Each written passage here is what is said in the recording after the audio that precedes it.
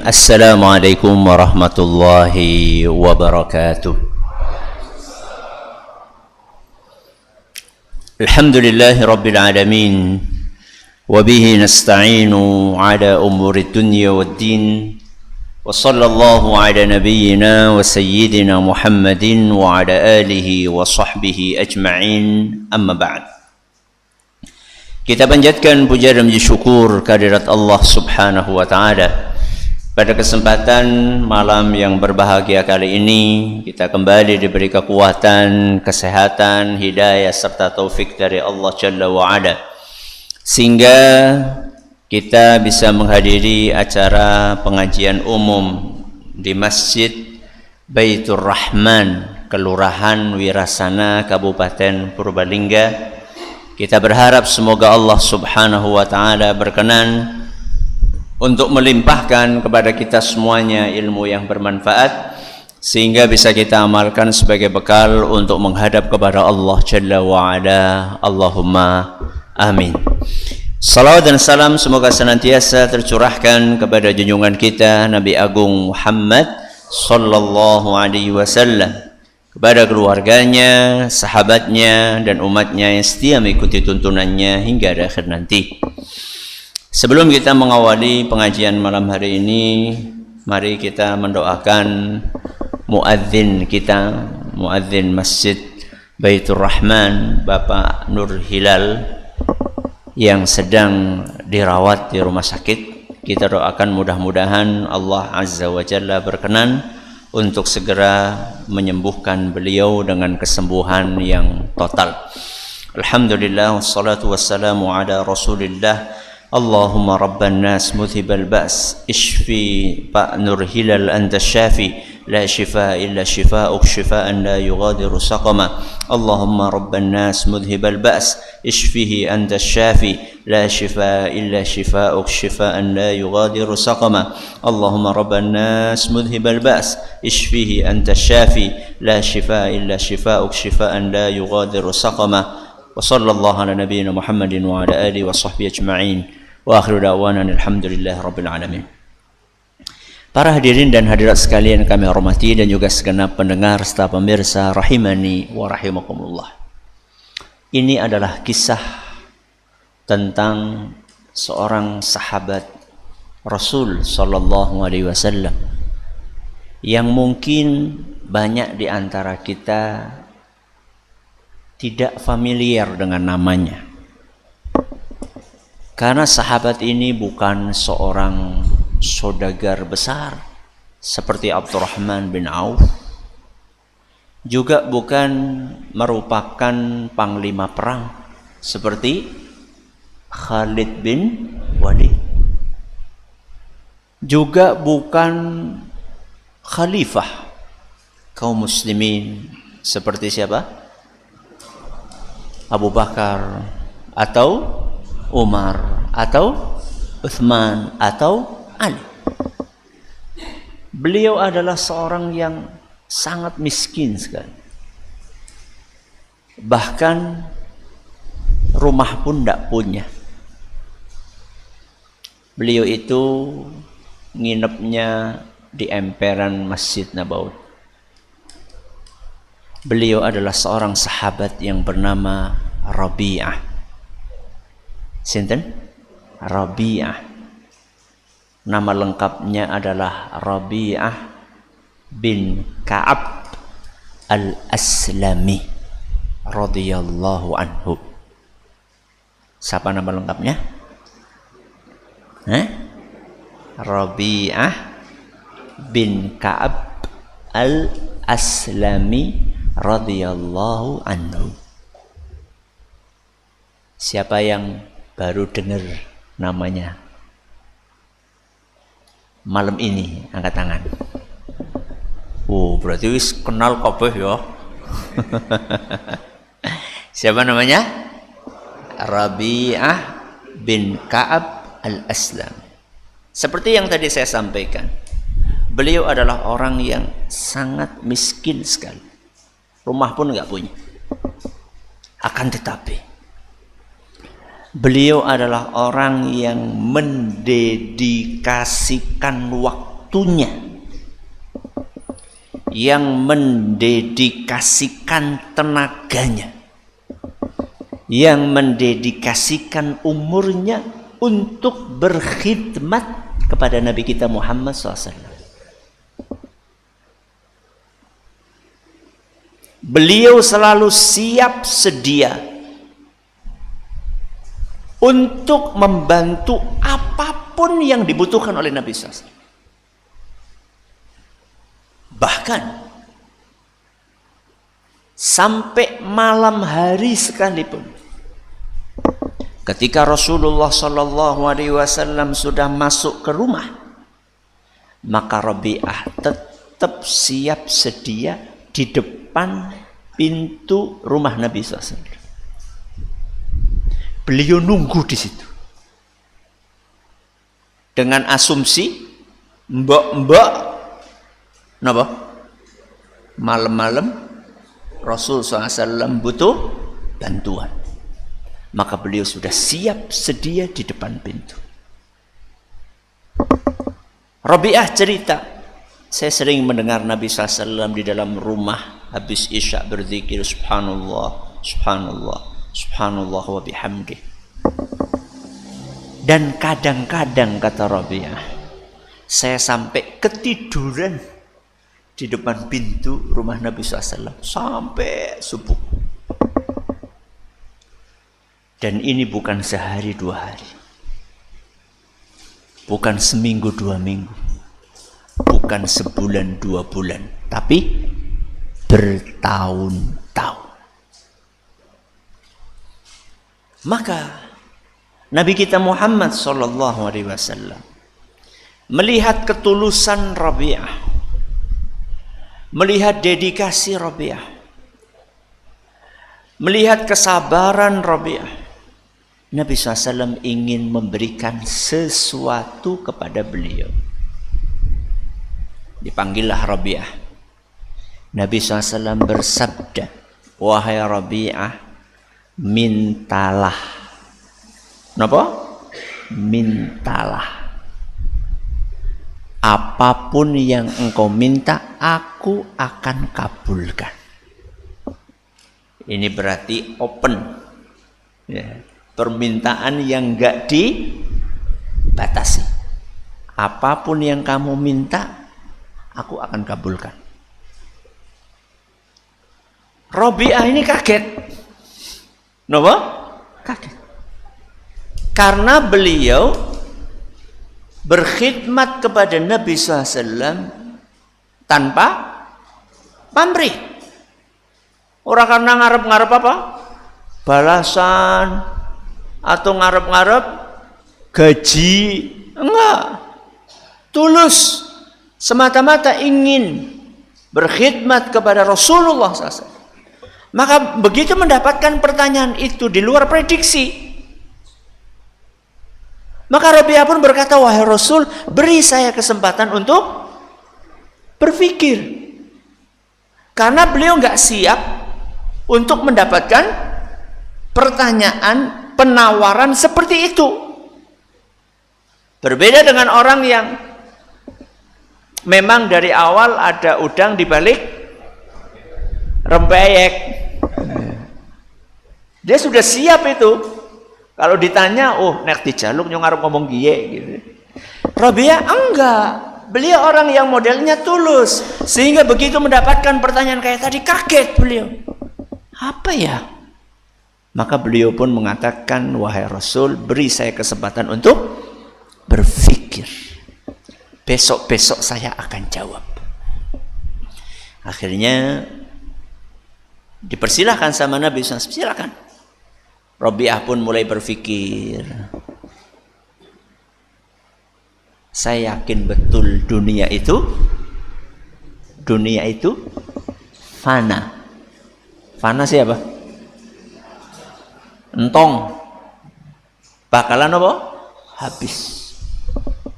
Kalau saya minta sesuatu yang sifatnya duniawi, rizki saya sudah ditanggung sama siapa? Allah. Ngapain minta kepada manusia? Berarti saya harus minta sesuatu yang sifatnya ukhrawi. Urusan apa? Akhirat. Akhirnya betul.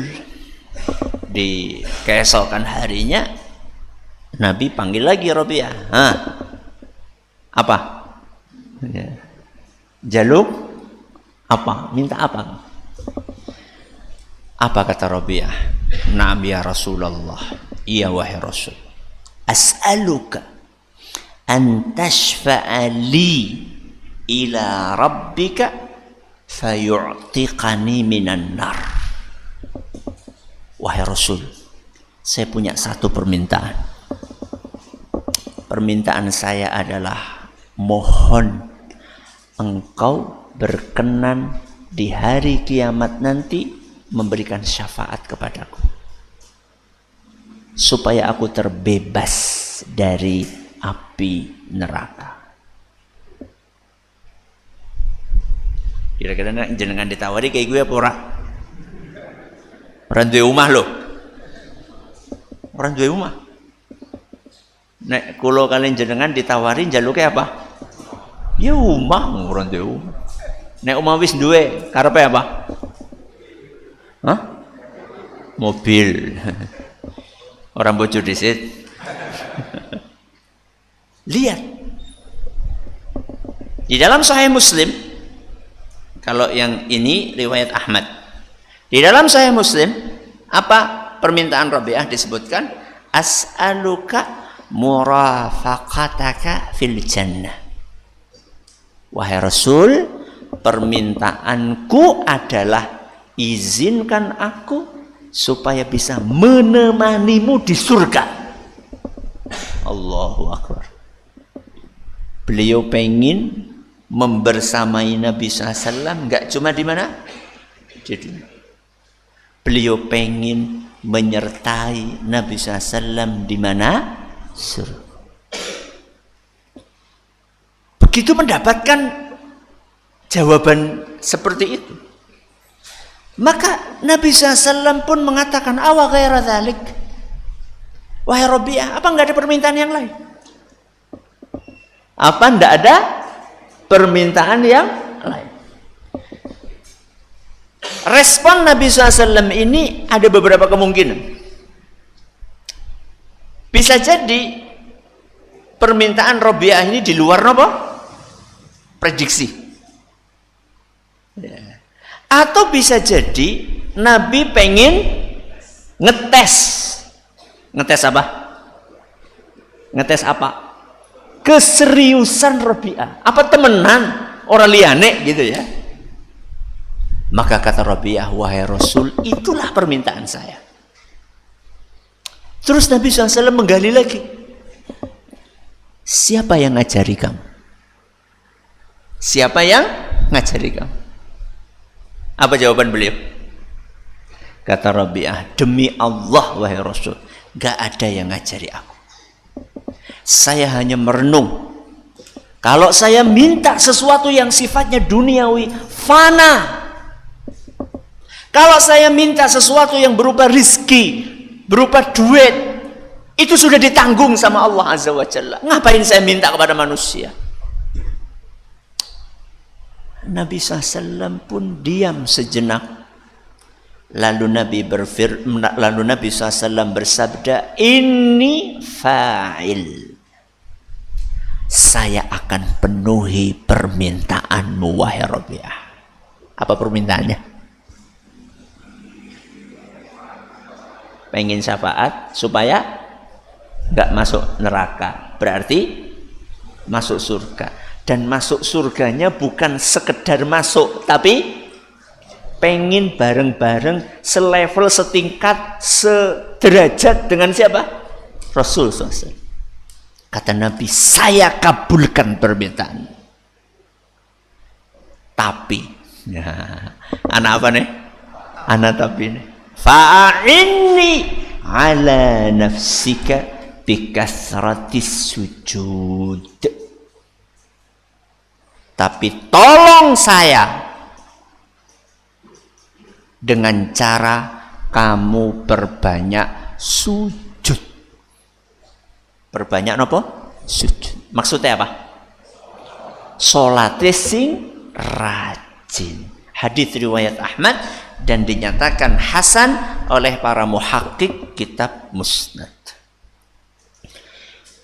Apa pelajaran yang bisa kita ambil? Cita-cita itu harus yang tinggi. Cita-cita tertinggi apa? Masuk surga, terbebas dari api neraka. Jadi cukup cita-cita, pengen apa? Pilot, apa maning? Apa? Dokter, apa maning? Apa? Presiden. Pengen jadi presiden sama masuk surga, tinggi mana? Yurin apa-apaan lah. Ya jelas lebih tinggi apa? Surga. Bukan berarti nggak boleh punya cita-cita duniawi, boleh. Tapi kita harus punya cita-cita yang lebih tinggi dari sekedar cita-cita apa? Duniawi. Pelajarannya apa lagi? Bahwa surga yang kita cita-citakan itu tidak akan diberikan oleh Allah secara cuma-cuma.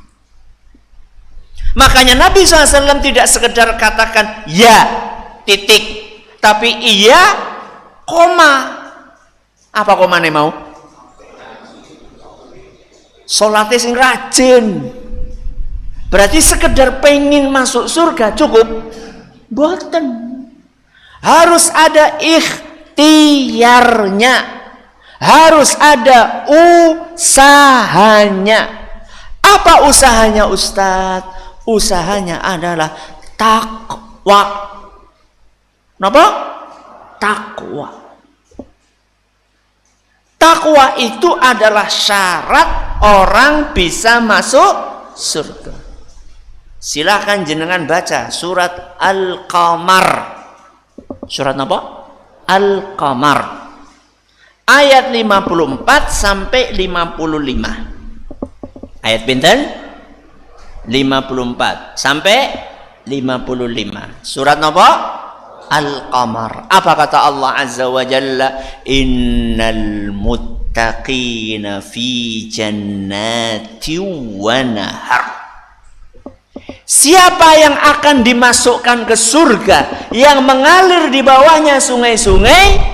Innal muttaqin. Sinten? Orang-orang yang bertakwa. Fi maq'adi sidqin 'inda malikim muqtadir. Mereka akan ditempatkan oleh Allah Azza wa Jalla di sebuah tempat yang dekat dengan Allah Subhanahu wa ta'ala. Berarti biar masuk surga modalnya apa? Takwa. Takwa siapa? Jeneng sepi. Takwa siapa? Menjalankan perintah Allah, menjauhi larangannya. Gampang? Gampang? Ngomongnya gampang. Sing angel apa nih? Praktek.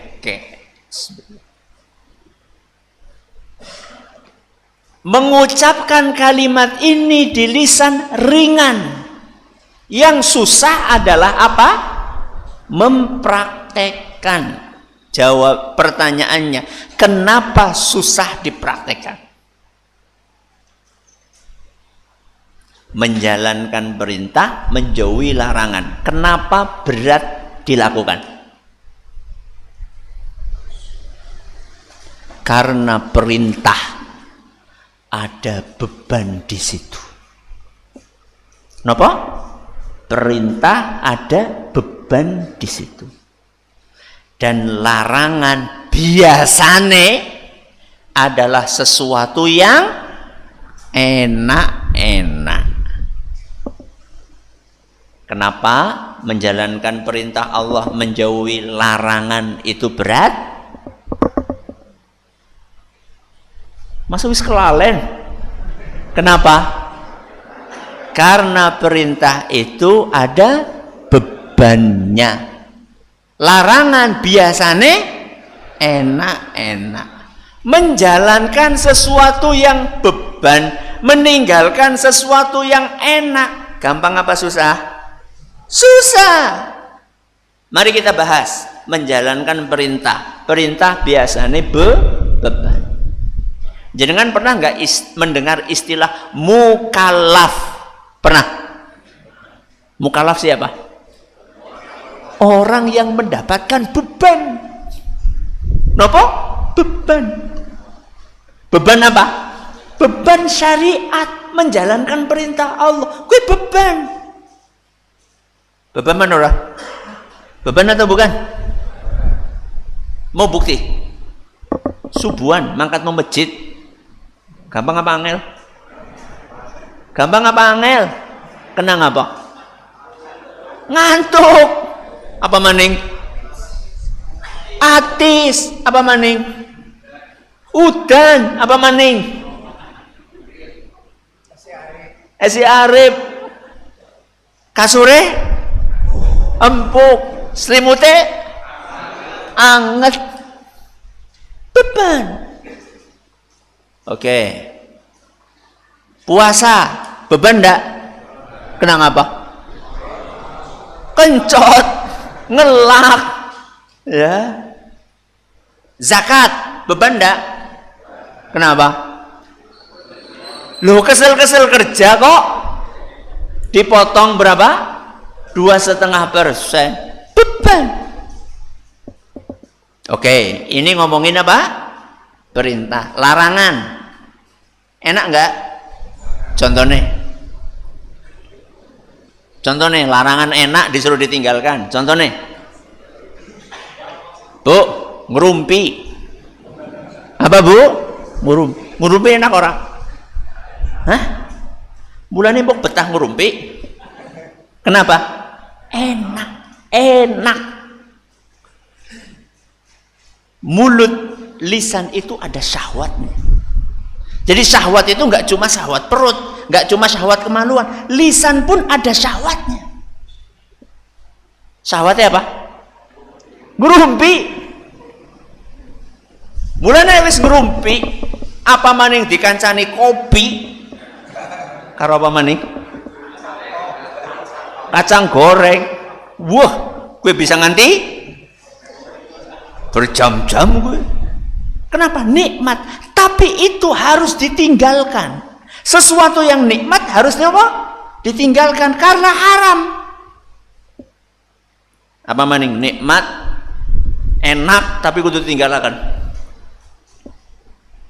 Dolanan HP. Menghabiskan waktu dengan main HP. Bukan menggunakan HP untuk hal bermanfaat, menghabiskan waktu untuk main HP. Enak. Bukti nih dalam sehari kita habiskan waktu berapa jam untuk main HP. Tapi karena itu dilarang sebab membuang-buang nopo waktu, akhirnya harus kita tinggalkan. Padahal itu enak. Inilah sebabnya kenapa takwa alias menjalankan perintah Allah, menjauhi larangannya itu terasa berat. Karena perintah-perintah Allah ada beban di dalamnya, dan larangan-larangan Allah biasanya enak-enak. Lah terus solusinya apa? Kising paling penting. Intinya pengajian. Tapi wis jam pira? Cukup ya? Cukup. Insya Allah cukup. Semoga Allah berkahi waktunya. Solusinya bagaimana Ustaz? Supaya yang berat itu terasa ringan, yang enak dan haram, ya, enak halal betul nopo-nopo. Yang enak dan haram itu terasa menjijikkan. Kita jadi malas melakukannya karena itu haram. Makanya pengajiannya judulnya apa? Kisi pada maca pamfletnya apa ora? Agar semangat beribadah Malas maksiat. Nek siki akeh-akeh apa? Malas ibadah, semangat maksiat. Lah ben diganti kepriwe carane? Kita balik. Jadi bukan malas maksiat semangat, bukan malas ibadah semangat maksiat, diwalik berarti kan? Supaya bagaimana? Semangat ibadah, malas maksiat. Caranya kepriwe? Ya. 3. Berapa caranya? 3. Temut-temut ya. Ada berapa? 3. 1. Jalankan secara bertahap. Napa? Jalankan secara bertahap. Kalau secara bertahap berarti tidak sekaligus. Apa yang pertama, Ibu-ibu? Jalankan secara bertahap, tidak sekaligus. Saya tanya sama jenengan, perintah-perintah Allah itu banyak apa sedikit? Banyak. Larangan Allah itu banyak apa sedikit? Banyak. Kalau kita kerjakan sekaligus semuanya bisa atau tidak? Tidak. Tidak bisa. Ada batu bata. Ada apa? Batu bata. Setrek. Kita disuruh ngapain? Bongkar. Disuruh mindah. Apa yang kita lakukan? Pindahkan secara bertahap. Wah, kesuwen. Langsung baik. Suntek. Apa yang terjadi? Ya hancur. Gak bisa. Sunnatullah mengajarkan kepada kita segala sesuatu itu perlu dilakukan secara apa? Bertahap. Kita ulangi, perintah Allah banyak apa sedikit? Larangan Allah banyak apa sedikit? Kita mulai dari yang mana? Perintah Allah banyak, larangan Allah juga banyak. Kita mulai dari yang mana? Untuk mengetahui mulai dari yang mana, maka kita harus paham perintah Allah itu hukumnya ada 2. Ada yang hukumnya wajib, ada yang hukumnya sunnah. Larangan Allah itu juga ada 2. Ada yang hukumnya haram, ada yang hukumnya makruh. Bertahap itu maksudnya mulailah melakukan perintah yang hukumnya wajib, sing sunnah nyusul. Napa? Jalankan perintah yang hukumnya wajib, sing sunnah nyusul. Berarti kalau larangan, mana yang kita tinggalkan dulu? Yang haram-haram dulu. Sing makruh-makruh nyusul. Nyusul diapakan? Ditinggalkan. Kita ulangi. Takwa itu apa? Menjalankan perintah, menjauhi larangan. Banyak apa sedikit? Hukum perintah ada berapa? Ada 2. Ada yang wajib, ada yang sunnah. Hukum larangan ada berapa? Ada 2. Ada yang haram, ada yang makruh. Sing disitakan sing endi? Lakukan yang wajib, yang sunnah nanti nyusul. Tinggalkan yang haram, yang makruh nanti nyusul. Kalau kita jalankan ini secara bertahap, insya Allah akan terasa lebih ringan. Perintah yang wajib contohnya salat apa sing genah? Salat wajib gue apa? Salat 5 waktu, nah gue sing genah. Karena nanti ada salat yang sunnah, ada qobliyah, ada apa lagi? Ba'diyah, terus ada duha, ada tahajud, ada sunnah wudhu, ada tahiyatul masjid, kan banyak banget. Kalau kita langsung mulai melakukan semuanya, biasanya orang kuat. Dan kalau dipaksa biasanya kapok. Kayak wong ora tau salat, ujuk-ujuk langsung terawih. Mangkat malam pertama. Malam kedua kapok salat kok suwe temen. Kenapa apa? Karena ora tau salat. Begitu salat langsung berapa rakaat? 11 atau 23. Loh, subuhan dong rakaat ora tahu. Ujuk-ujuk langsung 11. Ya kapok. Maka mulai dari yang wajib. Salat apa? 5 waktu. Nah, nanti dengan berjalannya waktu, setelah dia mulai menikmati, maka dia akan pengen nambah. Nambah yang apa? Sunnah. Jadi aja dipaksa di sini. Jangan dipaksakan. Kaidah hijrah itu seperti itu, jamaah. Kaidah hijrah. Hijrah itu kan pengen mengubah diri. Jangan ekstrim, jangan berlebihan. Karena biasanya nek berlebihan, gue baliknya ya berlebihan juga biasanya. Orang tahan biasanya. Jadi lakukan secara nopo? Bertahap. Dah. Yang kedua, pahami bahwa ibadah itu nikmat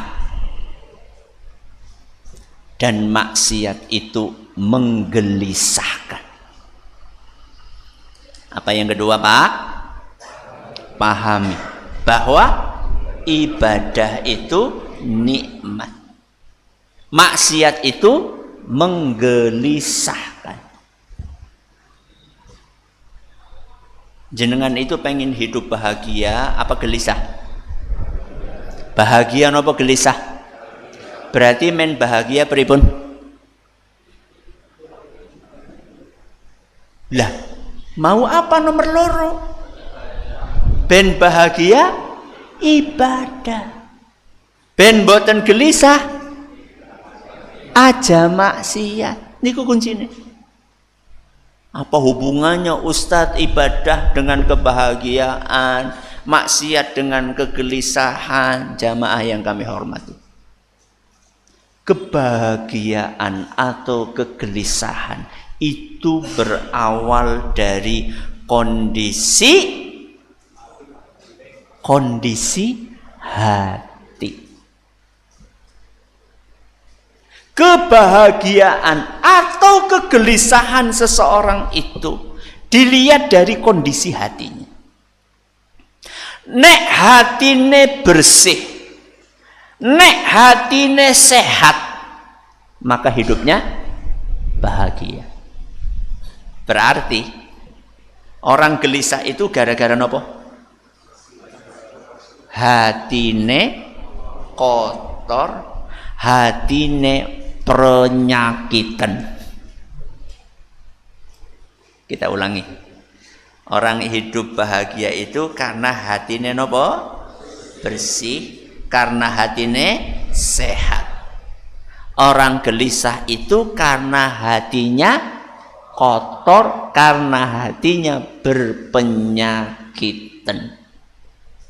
Pertanyaannya, hati yang sehat bisa sakit atau tidak? Bisa. Hati yang bersih bisa kotor atau tidak? Bisa. Gara-gara apa? Maksiat. Gara-gara maksiat. Apa kata Nabi kita Muhammad sallallahu alaihi wasallam dalam sebuah hadis yang diriwayatkan oleh Imam At-Tirmidzi, dan beliau mengatakan hadis ini hasan sahih. Kata Nabi sallallahu alaihi wasallam, innal 'abda idza akhta'a khati'atan nukitat fi qalbihi nuktatun sauda.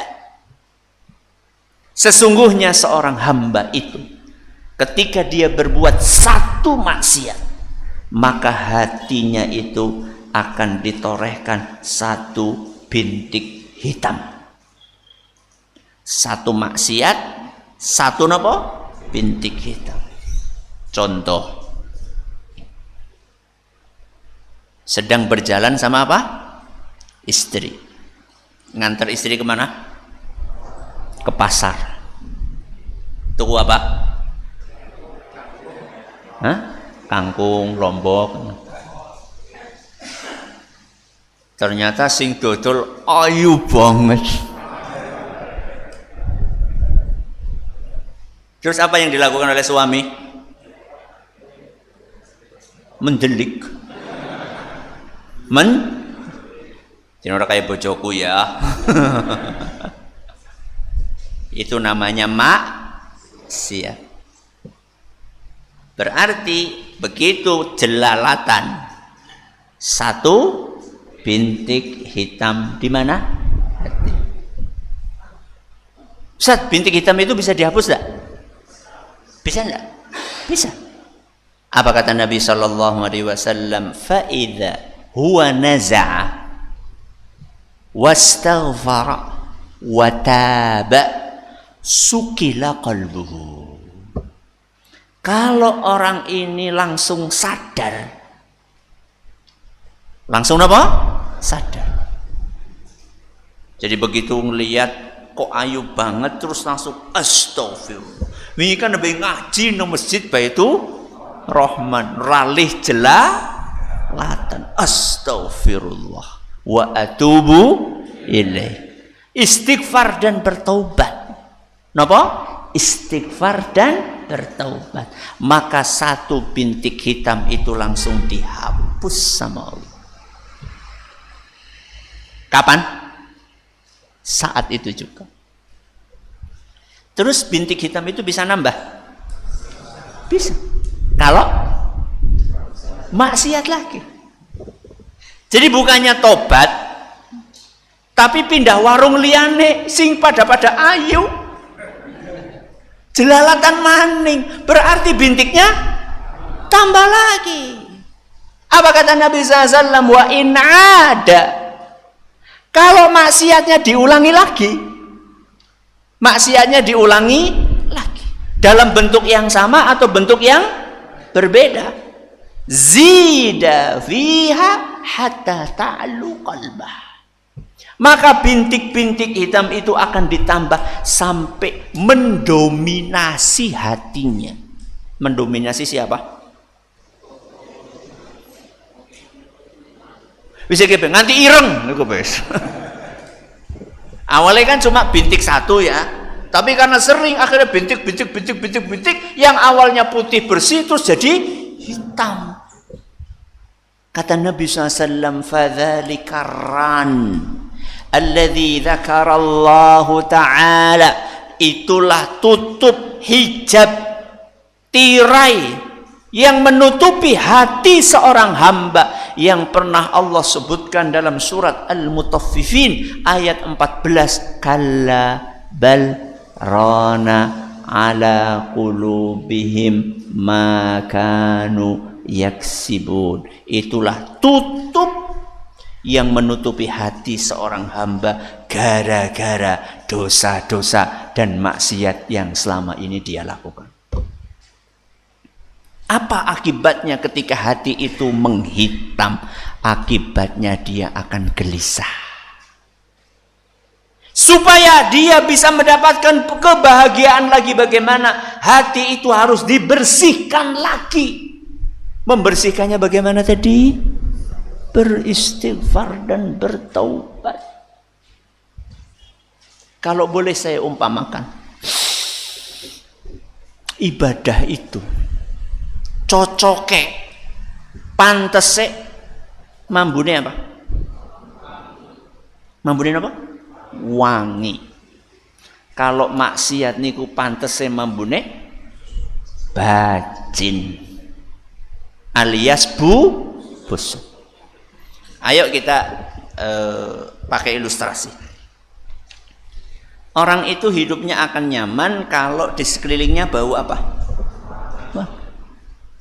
orang itu akan nggak nyaman, gelisah, nggak tenang kalau di sekelilingnya bau busuk. Makanya jenengan itu begitu masuk rumah, ki ambu apa ki?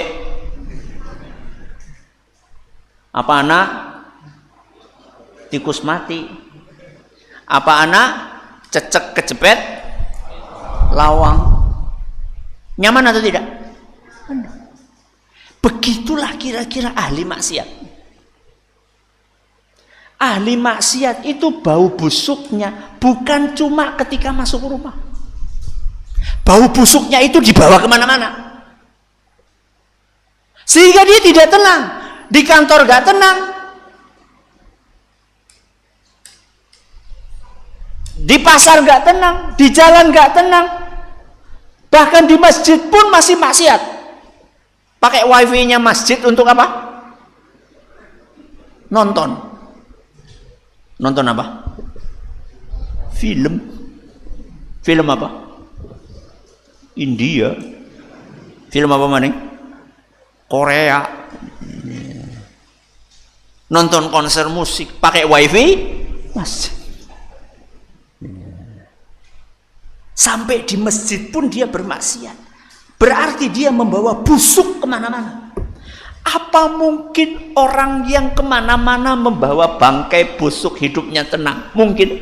Ora mungkin, Pak. Ora mungkin. Berarti sebaliknya apa?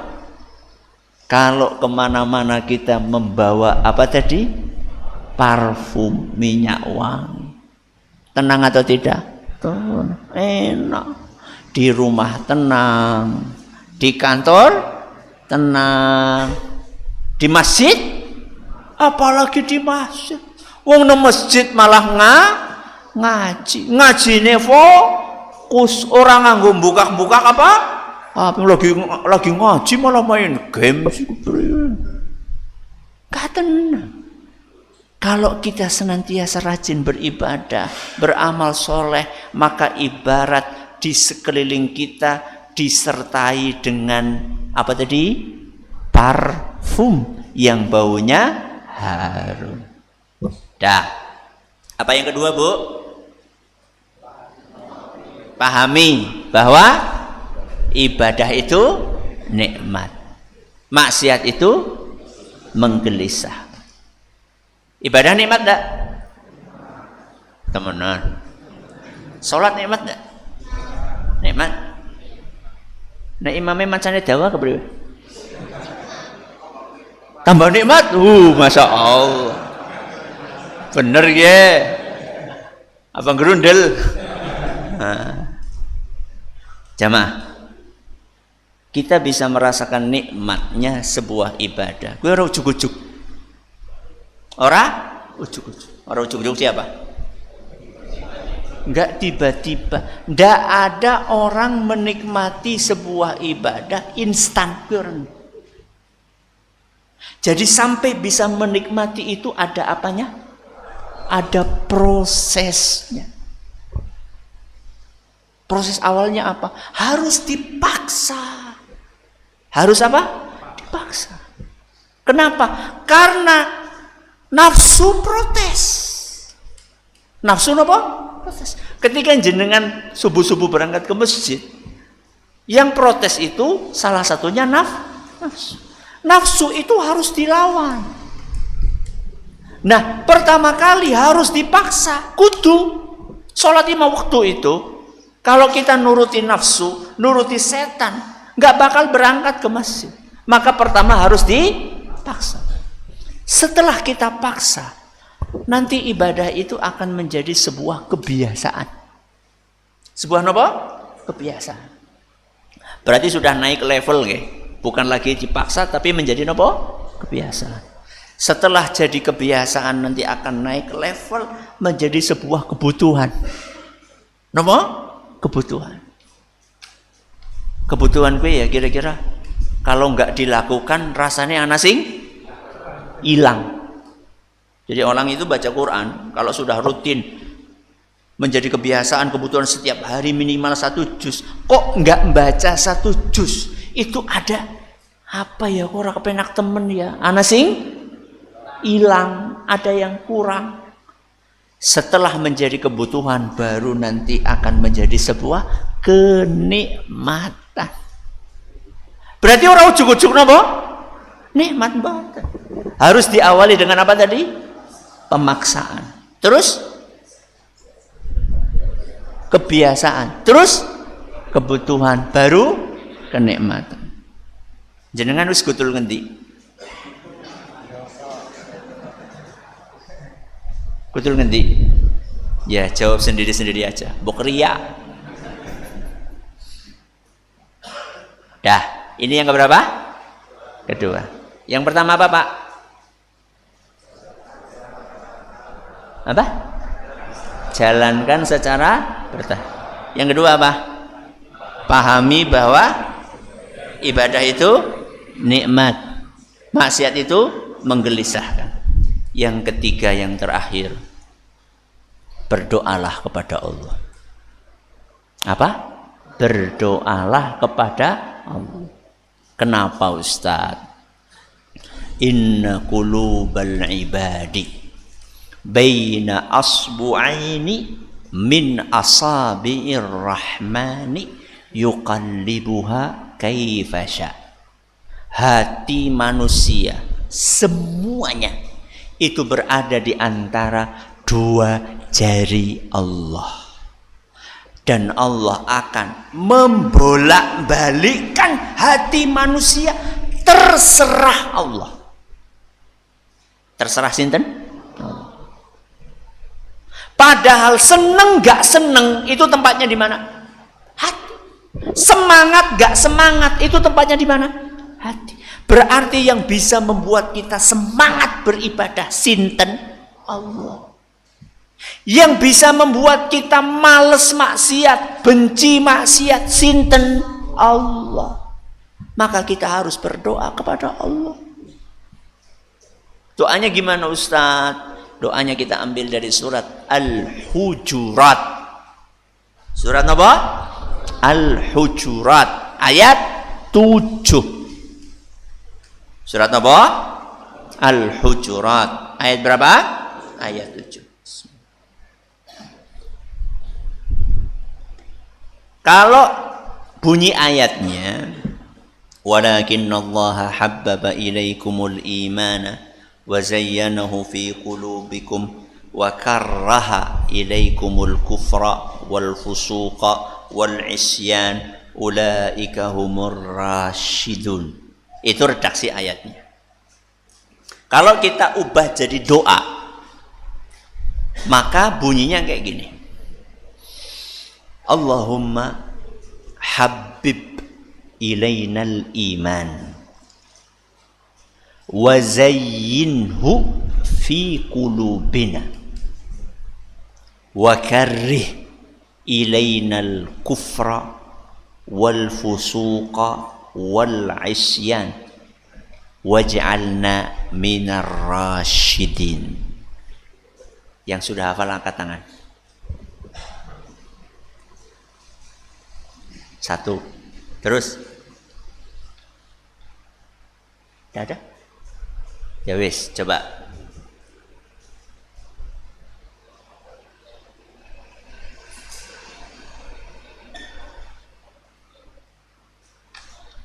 Masya Allah, dapat hadiah. Karena hadiah, ya wis. Oke lah ya.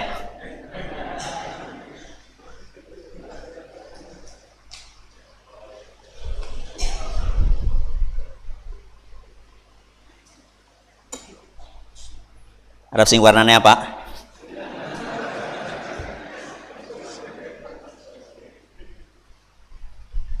Sing abang ya. Sini.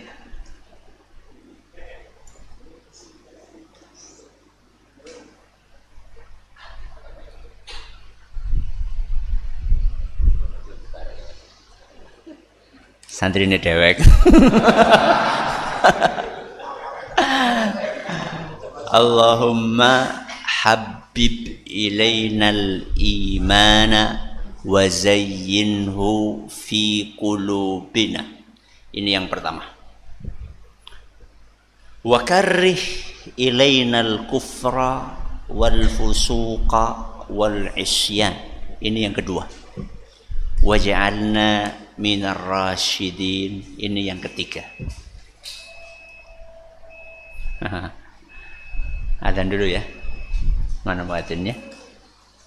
Monggo, silakan adzan dulu. Nanti kita lanjutin sebentar ya, habis adzan ya.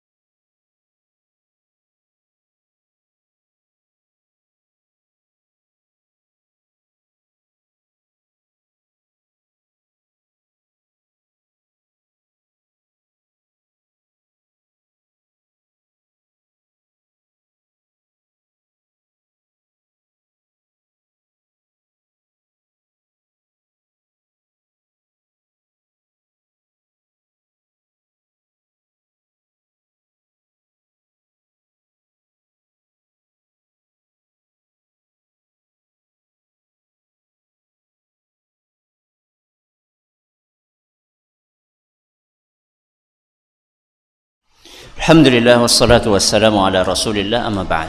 Jadi doa tadi itu intinya ada berapa?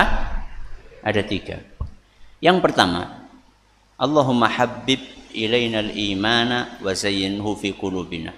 Intinya adalah, ya Allah, jadikan iman itu aku sukai, senang. Wa zayyinhu fi qulubina, dan jadikan iman itu terasa indah di hati kami. Jadi pertama, kita ini minta sama Allah supaya seneng ibadah. Kira-kira seperti itu. Jadi inti doa paragraf yang pertama, minta supaya seneng apa? Ibadah. Supaya seneng sholat, supaya seneng ngaji, supaya seneng birrul walidain, supaya seneng baca Quran, supaya seneng zikir. Itu intinya yang pertama. Yang kedua, wa karrih ilainal kufra wal fusuqa wal isyan. Ya Allah, jadikan aku nggak suka terhadap kekufuran, kefasikan, kemaksiatan. Intinya kita minta sama Allah supaya benci maksiat. Jadi maksiat itu dijadikan sesuatu yang menjijikkan, sesuatu yang kita nggak tertarik. Walaupun aslinya manusia tertarik nopo? Maksiat. Kita minta kepada Allah supaya sifat bawaan tadi, senang maksiat tadi itu supaya diubah sama Allah. Jadinya bukan senang tapi nopo? Benci, males, bebeh. Jadi diajak maksiat gue, lah molah orang enak. Ya. Berubah jadi suka menjadi tidak suka, itu yang bisa hanya siapa? Allah. Mengubah sesuatu yang awalnya kita sukai menjadi tidak kita sukai, yaitu maksiat, itu hanya Allah yang bisa. Maka kita minta kepada sinten? Allah. Yang terakhir, waj'alna minar rasyidin, itu kira-kira ya minta supaya istiqomah. Jadi seneng ibadah, benci maksiat ini bukan sehari dua hari, tapi nanti mati. Nah, kira-kira seperti itu. Waj'alna minar rasyidin, jadikan saya lurus, istiqomah di dalam ketaatan ini sampai aku meninggal dunia. Berarti tips supaya seneng ibadah, benci maksiat berapa? 3. 1, lakukan bertahap. 2, pahami bahwa ibadah itu nikmat, maksiat itu menggelisah. 3, berdoalah kepada Allah. Mudah-mudahan bermanfaat bagi kita semuanya. Nek esih kurang, burung akan bayar radio Insani. Radio apa? Insani. Berapa gelombangnya? 88.8 FM. Mudah-mudahan bermanfaat. Terima kasih atas perhatiannya. Mohon atas segala kurangannya. Kita akhiri dengan doa kafaratul majlis. Subhanakallahumma wa bihamdika asyhadu an la ilaha illa anta astaghfiruka wa atubu ilaik. Assalamualaikum warahmatullahi wabarakatuh.